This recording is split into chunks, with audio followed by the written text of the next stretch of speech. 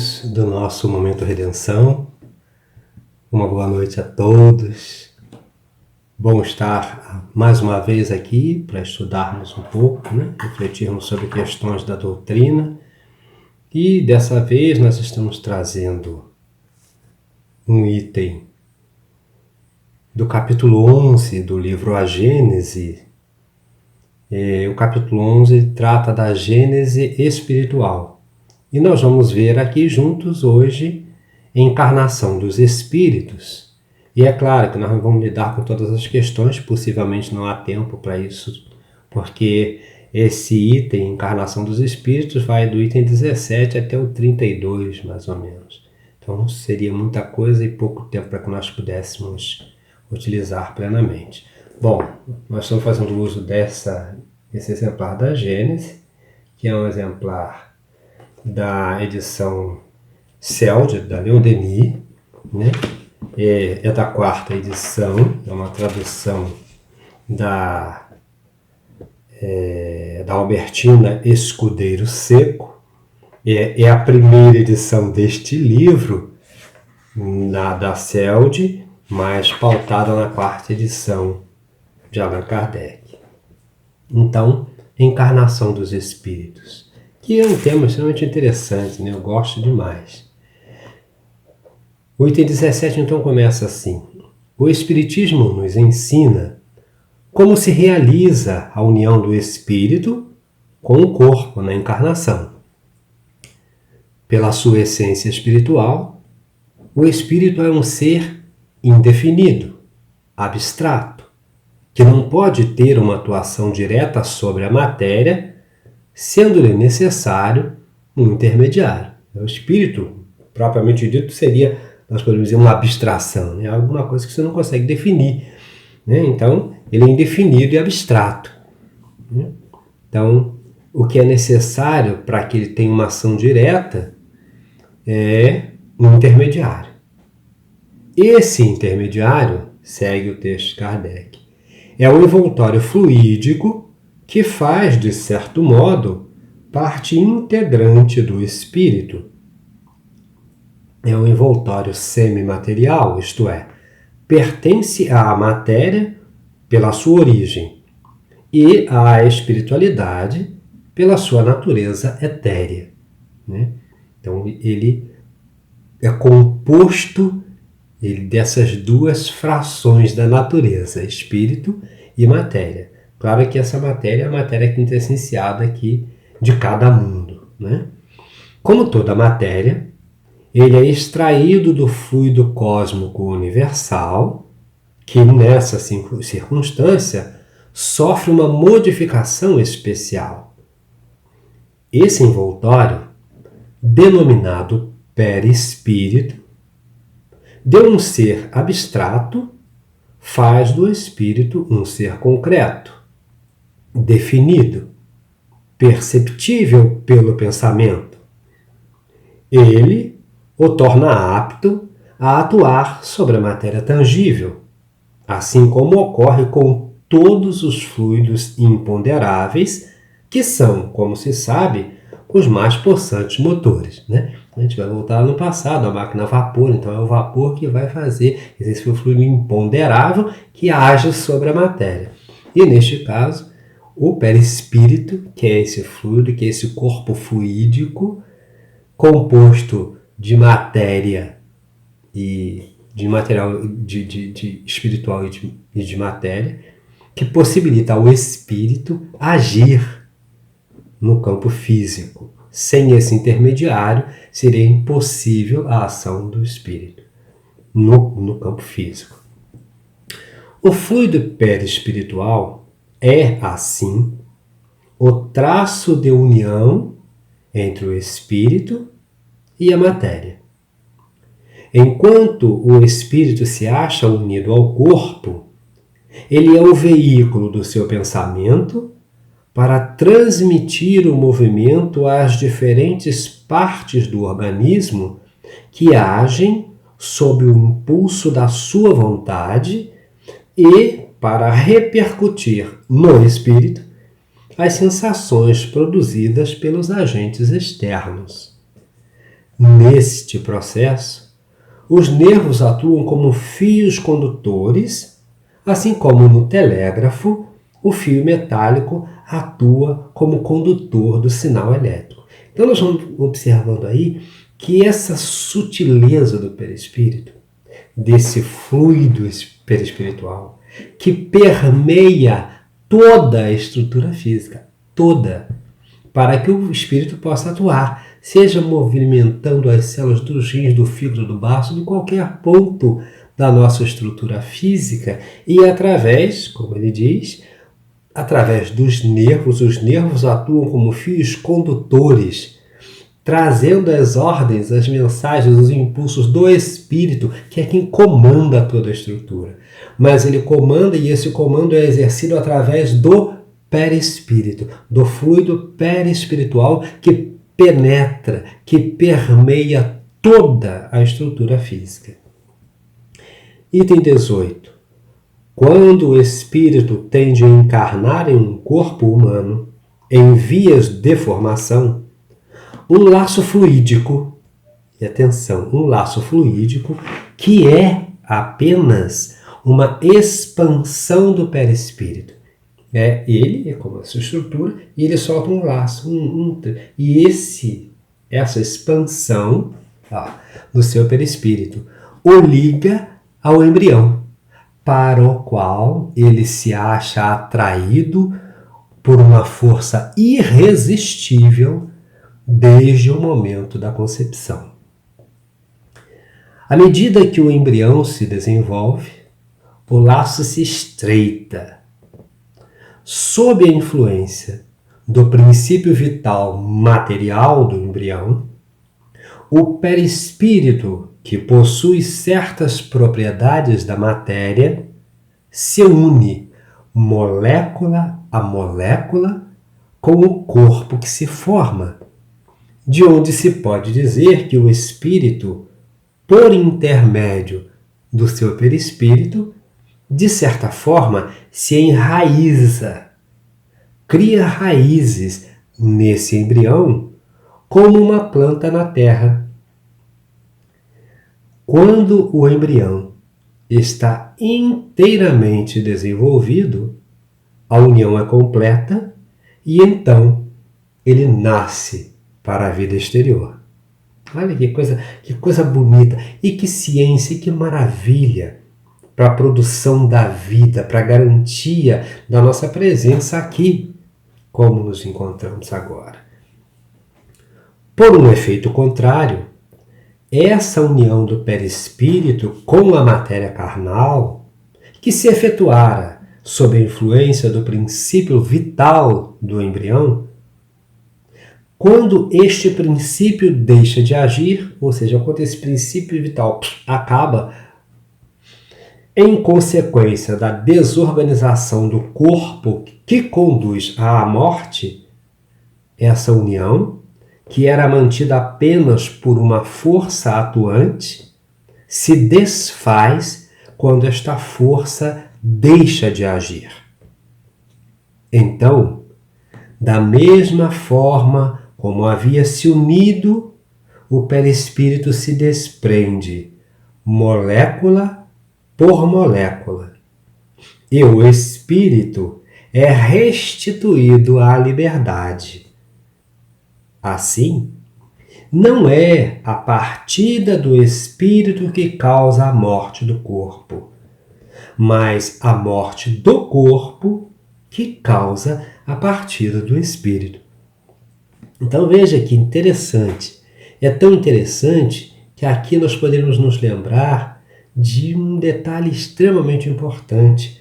Por que se luta tanto, se propõe tanto a não interrupção da vida? Seja nós tirando-a ou nesses abruptos acidentes que às vezes nós buscamos pela nossa incúria, pela nossa falta de respeito à vida, no excesso de velocidade, na embriaguez, no salto, e que a gente pode ter uma morte brusca, violenta e intempestiva, que pode causar alguns malefícios, porque veja bem, acompanhamos, quando se vai proceder à reencarnação ou à encarnação, o perispírito ele expande-se e se une ao embrião, e isso vai se enraizando, como ele diz, como a planta ao solo, molécula a molécula. E quando o princípio vital cessa, deixa de agir, ocorre então a morte do corpo físico e o afastamento, então o desligamento molécula a molécula do perispírito. Quando eu faço essa ruptura abrupta, o que acontece? A vitalidade, a energia do perispírito está toda lá. Você rompe isso de repente e deixa sequelas para o organismo perispiritual, que não fez o desligamento como deveria ser feito, molécula a molécula. Então tudo tem um procedimento. Então esse cuidado, o nosso interesse, inclusive, em trazer esse estudo é para que a gente possa ampliar o nosso respeito à vida que recebemos de Deus, a nossa vida, a vida do outro, a vida de todos, porque todos nós passamos exatamente por esse processo para vir e para voltar para lá, para vir para cá e para voltar para o plano espiritual. É esse o processo.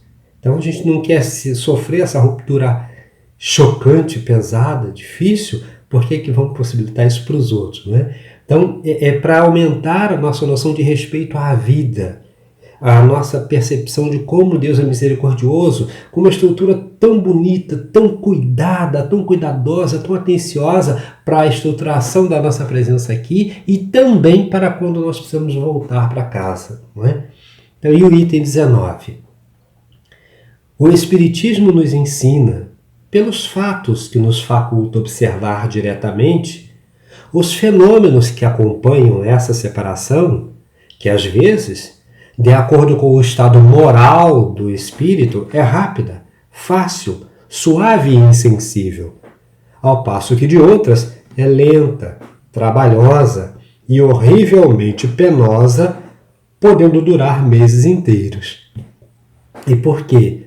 De acordo com a moralidade, com a nossa materialidade. Quanto mais materializados nós formos, em termos de pensamento, nossas estruturas de pensamento, de ação são todas voltadas só para matéria, a gente fica tão materializado que a gente tem dificuldade na hora de ser retirado dessa estrutura que nos serve durante a jornada reencarnatória. Item 20. A observação também assinala um fenômeno particular que sempre acompanha a encarnação do espírito. Uma vez capturado pelo laço fluídico que o prende ao embrião, o espírito entra em estado de perturbação, que aumenta à medida que o laço se aperta. Então, naquele momento, ele joga aquela expansão perispiritual. Une-se ao embrião irremediavelmente, porque é aquela atração que é irresistível. E ali, quanto mais vai, o embrião vai ganhando mais presença, mais vida, mais vitalidade, e vai se enraizando ainda mais. O perispírito vai, então, se adonando. É aquele enraizamento mesmo, né? Então, o espírito que estava lá livre, pensando livremente à vontade, quando ele se une, ele começa paulatinamente a perder essa noção. A perturbação é perder essa noção de tempo e espaço, né? Então, que nos últimos momentos o espírito perde toda a consciência de si mesmo, né? Então, vamos lá. Uma vez capturado pelo laço fluídico que o prende ao embrião, o espírito entra em estado de perturbação que aumenta à medida que o laço se aperta. Nos últimos momentos, o espírito perde toda a consciência de si mesmo, de sorte que ele jamais é testemunha consciente do seu nascimento. No momento em que a criança respira, o espírito começa a recobrar as suas faculdades, que se desenvolvem à proporção que se formam e se consolidam os órgãos que devem servir às suas manifestações. Aqui ainda sobressai a sabedoria que preside a todas as partes da obra da criação. Faculdades muito ativas usariam e destruiriam órgãos delicados apenas esboçados. Eis porque sua energia é proporcional à força de resistência desses órgãos. Então, por isso que é tão lento. Por que o processo de renascer é tão lento? É todo muito meticuloso, muito cuidadoso. Porque é baixar um tônus vibratório. Baixar mesmo. Por quê? Porque a energia que nós temos livre, sei lá, ela destruiria aquele corpo. Porque é um corpo que tem que ir recebendo de forma homeopática as energias que nós, como espírito, possuímos. Porque o embate de um velho guerreiro, né, no sentido específico do termo, para um corpo novo, frágil, com órgãos mal formados. Você vê que o nosso crânio fecha às vezes só depois de nascido e algum tempo, que a gente chama lá da moleira, né, que é o fechamento da crosta cranial. Então você imagina um homem guerreiro solto assim. Não, isso tem que ser dosado para não destruir os órgãos. Mataria o corpo novo, né? Seria um desperdício enorme. Então tudo é muito cuidado, tudo é muito zeloso, tudo é muito sábio. É misericórdia pura. No momento em que a criança respira, o espírito começa a recobrar as suas faculdades que se desenvolvem à proporção que se formam e se consolidam os órgãos que devem servir às suas manifestações. Aqui ainda sobressai a sabedoria que preside todas as partes da obra da criação. Faculdades muito ativas usariam e destruiriam órgãos delicados apenas esboçados.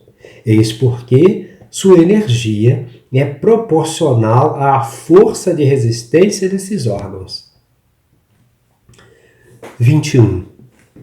Mas, ao mesmo tempo que o espírito recobra a consciência de si mesmo, perde a lembrança do seu passado sem perder as faculdades, as qualidades e as aptidões adquiridas anteriormente. É outro jogo sábio da natureza, sábio da mente divina, né? Olha, a gente perde a lembrança do passado sem perder as faculdades já conquistadas no passado. As qualidades e as aptidões adquiridas anteriormente não se perdem. Elas vêm vivas. Aptidões que haviam ficado temporariamente em estado latente e que, retomando sua atividade, vão ajudá-lo a fazer mais e melhor do que fizera antes. O espírito renasce na condição que adquirira pelo seu trabalho anterior. Para ele, é um novo ponto de partida, um novo degrau a subir. Aqui, a bondade do Criador ainda se manifesta, uma vez que a lembrança do passado, muitas vezes penosa e humilhante, somada às amarguras de sua nova existência, poderia perturbá-lo e criar-lhe embaraços. Sabedoria divina. Bondade do Criador. Ele se lembra apenas do que aprendeu, porque isto lhe é útil. Se, às vezes, ele conserva uma vaga intuição dos acontecimentos do passado, essa intuição é como a lembrança de um sonho fugaz. É, pois, um novo homem, por mais antigo que seja seu espírito. Ele triunfa sobre novos erros, auxiliado pelo que adquiriu. Quando retorna à vida espiritual, seu passado se desdobra diante dos seus olhos e ele então julga se empregou bem ou mal o seu tempo. A questão 22, o item 22. Não há, portanto, solução de continuidade, ou seja, não há interrupção. É só uma impressão que a gente tem de que isso se interrompe. Não há interrupção, porque nada se perde. Os arquivos ficam guardados, ficam em reserva, utiliza aquilo que é bom, que vai ajudar a crescer, e quando nós voltamos ao plano espiritual, nós retomamos a plenitude desse conhecimento, um certo número de vezes. Então, não há, portanto, interrupção, ou seja, solução de continuidade na vida espiritual, apesar do esquecimento do passado. O espírito é sempre ele, antes, durante e depois da encarnação. A encarnação é apenas uma fase da sua existência. O próprio esquecimento ocorre apenas durante a vida exterior de relação. Durante o sono, parcialmente desprendido dos liames carnais, restituído à liberdade e à vida espiritual, o espírito se lembra, pois sua visão espiritual não está mais obscurecida pela matéria. 23. Considerando-se a humanidade, no seu grau mais inferior da escala intelectual, entre os selvagens mais atrasados, pergunta-se se é esse o ponto de partida da alma humana. Segundo a opinião de alguns filósofos espiritualistas, o princípio inteligente, distinto do princípio material, se individualiza, se elabora, passando pelos diversos graus da animalidade. É aí que a alma se ensaia para a vida e desenvolve, pelo exercício, as suas primeiras faculdades. Esse seria, digamos assim, o seu período de incubação. Chegando ao grau de desenvolvimento que essa fase comporta, ela recebe as faculdades especiais que constituem a alma humana. Haveria, assim, filiação espiritual, como há filiação corporal. Essa teoria, baseada na grande lei de unidade que preside a criação, corresponde, é preciso convir, à justiça e à bondade do Criador. Ela dá uma saída, uma finalidade, um destino aos animais que não são mais seres deserdados, mas que encontram, no futuro que lhes está reservado, uma compensação para os seus sofrimentos. O que constitui o homem espiritual não é a sua origem, mas os atributos especiais de que é dotado ao entrar na humanidade. Atributos que o transformam e fazem dele um ser distinto, assim como o fruto saboroso é distinto da raiz amarga de onde ele saiu. Por haver passado pela fieira da animalidade, o homem não seria menos homem, não seria mais animal, como o fruto não é a raiz, como o sábio não é o feto informe pelo qual ele veio ao mundo. Essa teoria, porém, levanta numerosas questões cujos prós e contras não seria oportuno discutir aqui, assim como não o seria analisar as diversas hipóteses que foram formuladas a esse respeito. Portanto, sem pesquisar a origem da alma e as experiências pelas quais ela tenha podido passar, vamos considerá-la ao entrar na humanidade, no ponto em que, dotada do senso moral e do livre-arbítrio, ela começa a ficar sujeita à responsabilidade dos seus atos. Então, isso é interessante, né? Kardec nos chama a atenção, não vamos perder tempo com isso ou aquilo. Vamos tratar da alma humana a partir do momento em que ele entra nessa fase em que ele é dotado de livre-arbítrio. Então, vamos lá. Portanto, sem pesquisar a origem da alma e as experiências pelas quais ela tenha podido passar, vamos considerá-la ao entrar na humanidade, no ponto em que, dotada do senso moral e do livre-arbítrio, ela começa a ficar sujeita à responsabilidade dos seus atos. Então, essa é a fase que nos importa como homens. 24. A obrigação que o espírito encarnado tem de prover a alimentação do corpo, a sua segurança e o seu bem-estar, força-o a empregar suas faculdades em pesquisas, a exercê-las e desenvolvê-las. Sua união com a matéria é, portanto, útil ao seu adiantamento, eis porque a encarnação é uma necessidade. Além disso, pelo trabalho inteligente que ele executa em seu proveito sobre a matéria, ele contribui para a transformação e o progresso material do mundo em que habita. É assim que, enquanto vai progredindo, ele coopera na obra do Criador, do qual é o agente inconsciente. 25.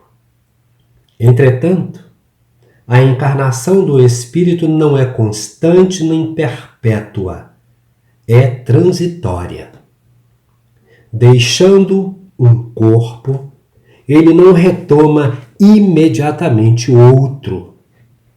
Durante um lapso de tempo mais ou menos considerável, ele vive a vida espiritual, que é a sua vida normal, de tal modo que a soma do tempo passado nas diferentes encarnações é muito pequena se comparada à soma do tempo que passa na condição de espírito livre. Então, mesmo que vivamos aqui 100 anos, vamos passar muito mais do lado de lá.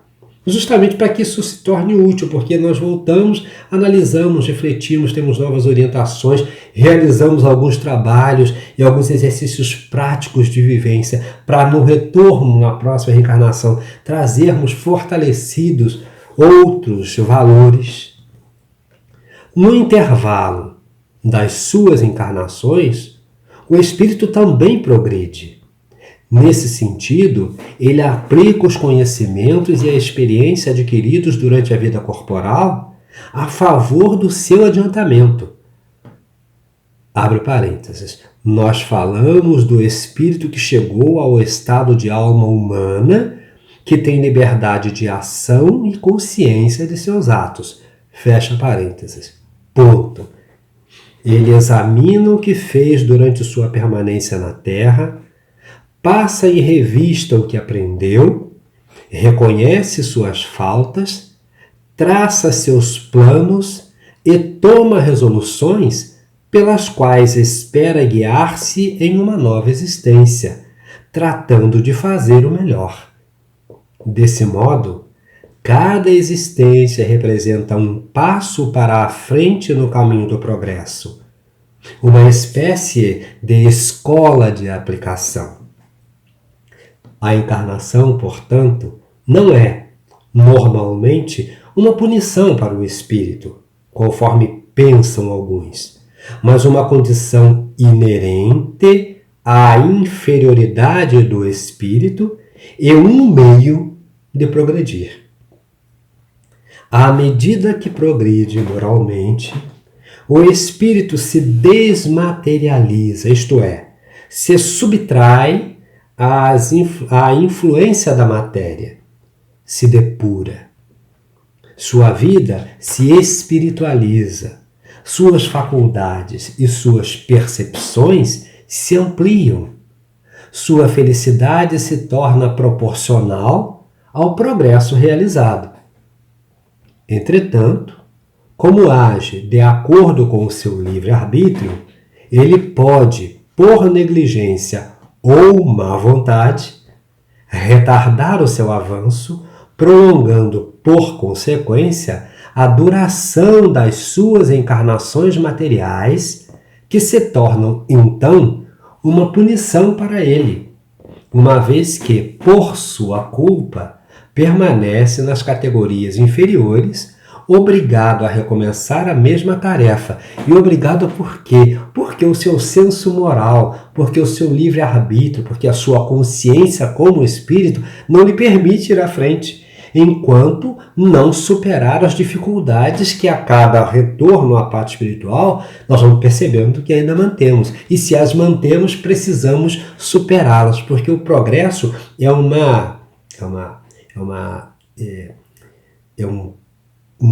fator irremediável, impostergável. O progresso, nós não podemos escapar do progresso, não tem como escapar ao progresso. O progresso é inerente ao espírito. Ele vai progredir.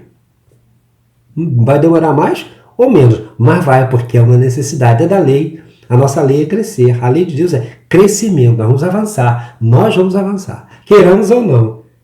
No primeiro momento a gente não quer. Aí fica repetindo, até que fica cansado de repetir. E aí vai tomando um rumo de, meu Deus, não adianta assistir com uma bobagem dessa. Eu precisava perder todo mundo que eu conheço, meus amigos queridos, minha parentela, sumiu todo mundo. Eu não conheço mais ninguém, porque todo mundo vai embora e eu fico aqui perdendo tempo. Então, o progresso é irremediavelmente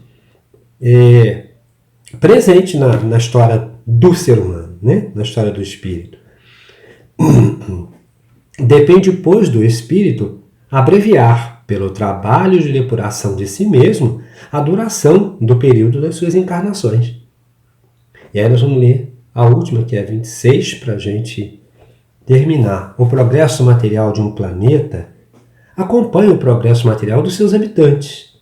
Ora, como a criação dos mundos e dos espíritos é incessante, e como estes progridem mais ou menos rapidamente, de acordo com o uso que fazem do seu livre-arbítrio, segue-se que há mundos mais ou menos antigos, com diferentes graus de adiantamento físico e moral, onde a encarnação é mais ou menos material e onde, por conseguinte, o trabalho para os espíritos é mais ou menos rude.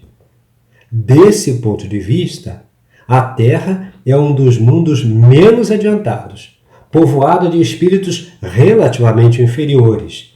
Nela, a vida corpórea é mais penosa do que em outros, embora existam mundos ainda mais atrasados, onde a existência é bem mais penosa do que na Terra, e para os quais a Terra seria relativamente um mundo feliz. Mas nós vamos ter que parar por aqui, mas eu sugiro, companheiros queridos, que deem um pulinho lá, peguem a sua Gênesis, capítulo 11, tem coisa maravilhosa na Gênesis, mas nós estamos tratando desse capítulo 11, Gênesis espiritual, encarnação dos espíritos. Nós não fomos até a última questão desse item, porque não era possível. Ela acaba já na questão 31. Mas o nosso tempo chegou e nós não queremos ultrapassar, extrapolar. Eu não sei se o fiz no início da nossa atividade. Eu sou Arlindo Ribeiro, do Grupo Espírita Redenção. Vamos pelo menos repetir para não esquecer. E tratamos hoje da Gênese espiritual. E é isso que nós tínhamos a trazer para a gente refletir na importância, na beleza disso, na misericórdia divina, na sabedoria de Deus, ao estabelecer tantas coisas boas para nós, para facilitar o nosso avanço, para nos permitir chegar longe, muito longe. Agradeçamos a Deus. Pai de infinita misericórdia, Deus de infinito amor, de infinita bondade, de plena sabedoria, nós agradecemos imensamente a oportunidade de mais um momento de estudos dessa doutrina que nos tem consolado a cada dia, por nos esclarecer a cada momento. Que a paz do Cristo seja presente nos corações de todos. Muita paz. Boa noite, amigos. Graças a Deus.